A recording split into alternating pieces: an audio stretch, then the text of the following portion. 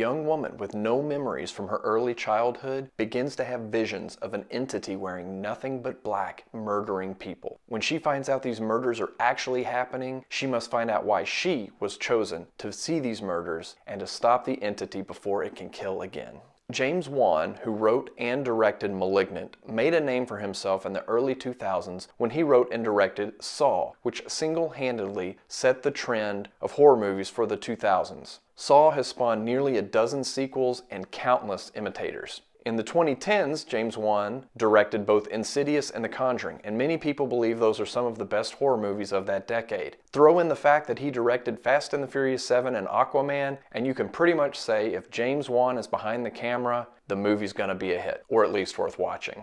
Malignant is not quite like anything James Wan has written or directed before, although I did get some Saw vibes from the over-exposition that was way more complicated than it needed to be, and also the bad acting. This is a horror film. Also, it's an action film. And for the first third of the movie, it felt just like a poorly acted, made-for-TV movie with a recycled plot that we've seen 1,000 times before. But eventually I caught on. James Wan, he's kind of pranking us a little bit. The movie is cheesy and full of bad acting and weird line delivery on purpose. It's the director's subtle way of poking fun at all the bad horror movie tropes that have popped up over the past several decades. As an example, there's a scene in the movie where a character has to travel to an abandoned hospital and search for some records. This hospital is built on the edge of a cliff overhanging and overlooking the ocean. It has a view that the richest billionaires would kill for. And when the character shows up and pulls into the parking lot of the hospital, she pulls her Toyota Prius right up to the very edge of the cliff. There's not a guardrail or fence in sight. And of course she walks in the hospital and the records she's looking for in this massive building are in literally the first box she looks in. Underneath the records are videotapes that explain the entire plot of the movie. And by this point of the movie, me and my wife kind of knew what was going on, and we had fun laughing and making fun of the ridiculousness. And it was ridiculousness like that that made me eventually really love the movie. Now, I figured out the big reveal of Malignant pretty early on in the movie, but it did not detract from my enjoyment. Because once you figure out what's going on, the movie just goes completely off the rails in the best way possible. The entity has a very simple look, one that I'm sure will be emulated all over the country by people this Halloween. But as simple as the look of the entity is, the thing moves unlike anything I've ever seen before. It's very disorienting, but it's really cool at the same time. In fact, in the third act, there is a fight scene that would not look out of place in a John Wick movie. And that fight scene alone is well worth the price of admission for the entire movie. I'm glad I didn't know anything about Malignant before I watched it. And the fact that I've seen so many horror movies, I was able to pick up on a lot of those subtle hints and nods at other horror movie tropes that James Wan was sprinkling throughout the script. Now, Malignant, it's not a good movie, but it is a fun movie. And if you are a fan of horror movies or action movies, this is one worth checking out.